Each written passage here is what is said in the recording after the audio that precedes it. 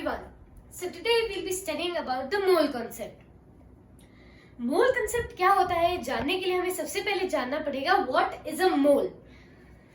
One mole which is written as 1 mol. This is amount of substance. ये जो है ये SI यूनिट है, SI unit for amount of substance. अब ये जिस अमाउंट की मैं बात कर रहा हूँ ये कोई भी अमाउंट हो सकता है, बस ये एक ऐसा यूनिट है फॉर अमाउंट ऑफ सब्सटेंस. मतलब ना ही ये ग्राम में है ना ही ये लीटर में होता है. This is just substance. अब इसकी वैल्यू क्या होती है? 1 mole is equal to 6.022 multiplied by 10 to power 23 grams. Grams कब? अगर हम ग्राम की बात कर रहे हैं, बट ये इसके लिए कोई यहाँ पर यूनिट हम नहीं यूज कर सकते. तो 1 mole is this. This is also known as the Avogadro's number.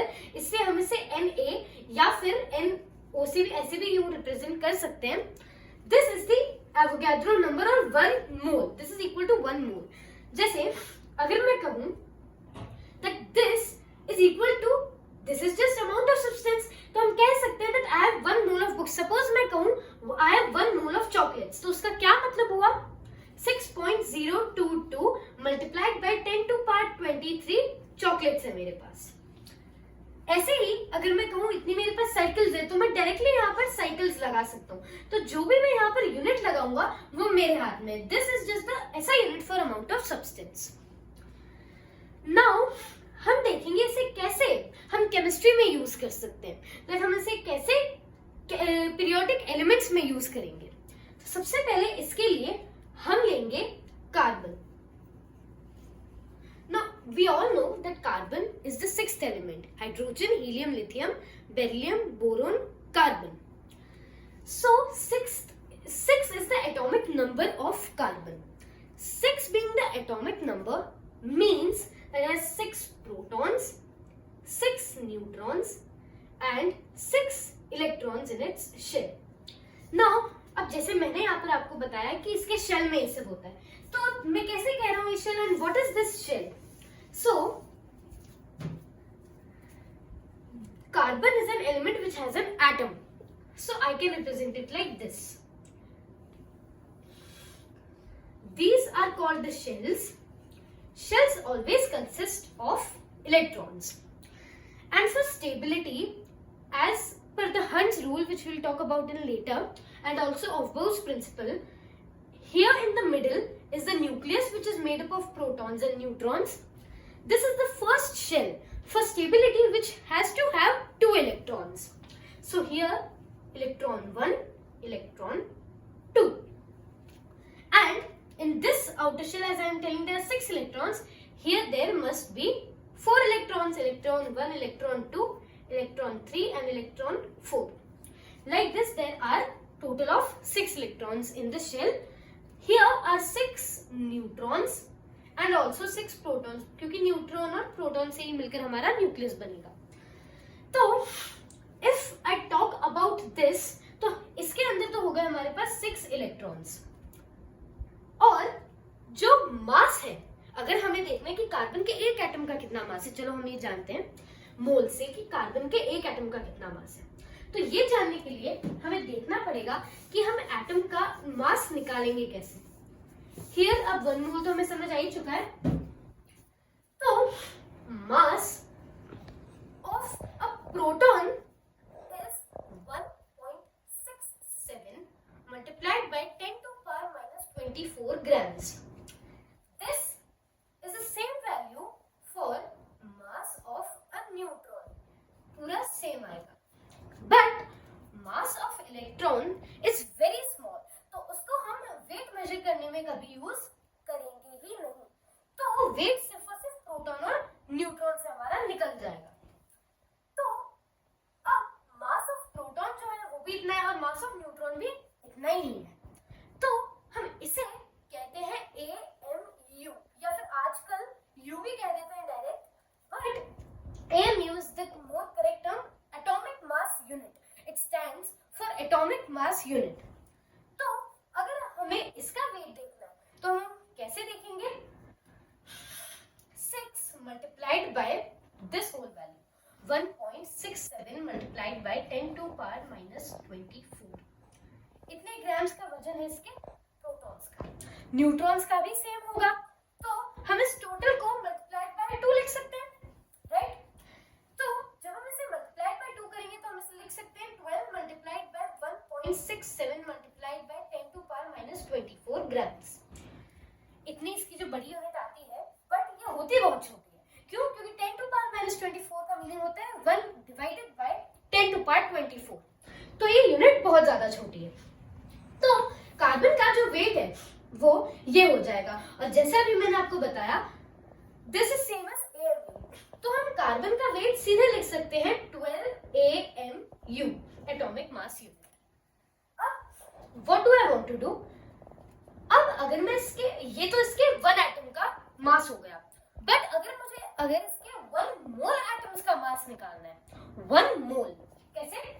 अगर हम अब निकालेंगे 1 मोल ऑफ, ये E लिखे या फिर L लिखे, शॉर्ट सब चलेगा, 1 mole of carbon atoms, 1 mole of carbon atoms का अगर मेरे को वेट निकालना है, तो अभी जैसे हमने पढ़ा कि एवोगाड्रोस कांस्टेंट होता है 1 मोल की, जो 1 मोल का वैल्यू, तो 1 मोल ऑफ कार्बन एटम्स का सीधे सीधे मतलब हो गया 6.022 multiplied by 10 to power 23 is 1 mole. तो इतने हमें एटम्स का मास बताना है, इन कार्बन इतने एटम्स का हमें मास बताना है। तो जब हम इतने सारे एटम्स लेंगे तो 1 एटम का तो हमें पता है 12 AMU, जहां पर AMU इसके लिए स्टैंड करता है, तो मैं इसका सिंपली लिख सकता हूं कि दिस मल्टीप्लाइड बाय कार्बन के एक एटम का वेट, और कार्बन के एक एटम का वेट हमें पता है 12 AMU है, means multiplied by 12 multiplied bye AMU। AMU की जगह हम फिर से ये वाला लिख देते हैं क्योंकि हम यहाँ पर कैलकुलेशन कर रहे हैं। Multiplied by 10 to power 24 grams minus 24, I mean minus 24। तो यहाँ पर 6.022 मल्टीप्लाइड बाय 1.67 की वैल्यू होती है 10 multiplied by 10 to the power 23 multiplied by 12 multiplied by 10 to power minus 24। तो इसका यहाँ पर क्या मतलब है,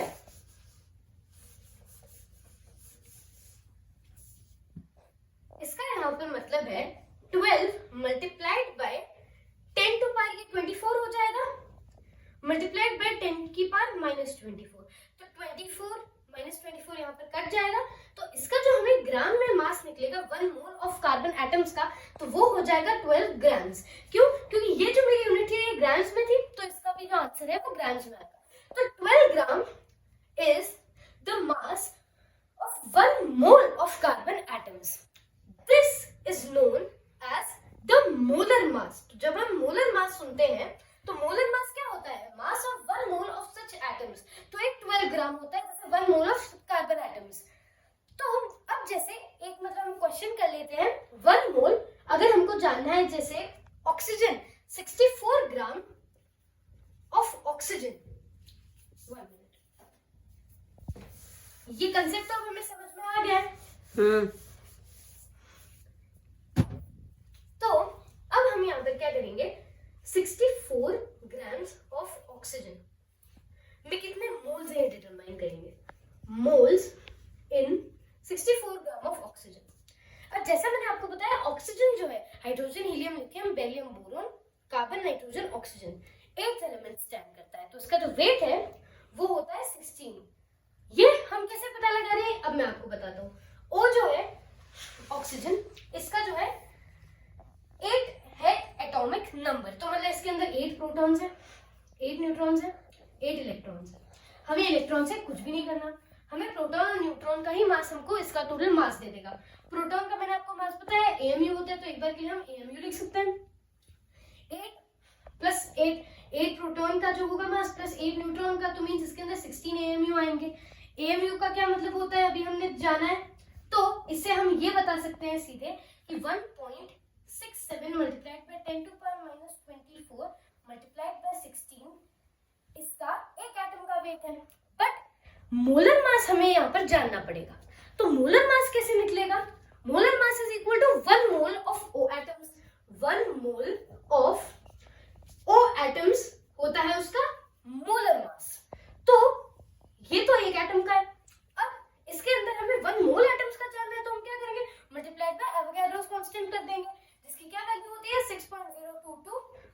मल्टीप्लाइड बाय 10 टू पावर 23। ये जो हमारा मोलर मास है ये ग्राम्स में आ जाएगा, क्यों? क्योंकि ये वाली यूनिट हमने ग्राम्स में ले रखी है। इसका ये मतलब है कि 1 मोल ऑफ ओ एटम्स का जो पूरा वेट होगा वो क्या होगा, दिस मल्टीप्लाइड बाय दिस, ये टोटल हो जाएगा 1, this multiplied by this 10, yes, तो ये हो जाएगा 16 ग्राम्स। अब हमें मॉलिक्यूलर जो मोलर मास है वो पता है, तो अब मैं आपको इसके लिए एक फॉर्मूला बताऊंगा कि अगर हमें मोल्स डिटरमाइन करना है किसी अमाउंट में ऑफ किसी मॉलिक्यूल या फिर किसी एटम, तो नंबर ऑफ मोल्स के लिए हमारे पास जो फॉर्मूला बन के आता है वो होता है टोटल मास गिवन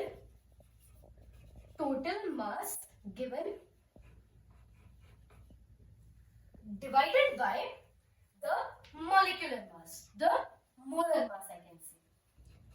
तो यहाँ पर टोटल मास गिवन हमें 64 ग्राम्स है, तो 64 grams when we divide it by the molar mass which is 16 grams, तो हमारा आंसर 4 निकलता है। Means in 64 grams of oxygen we have 4 moles in it। अब आपको कंसेप्ट तो क्लियर हो गया।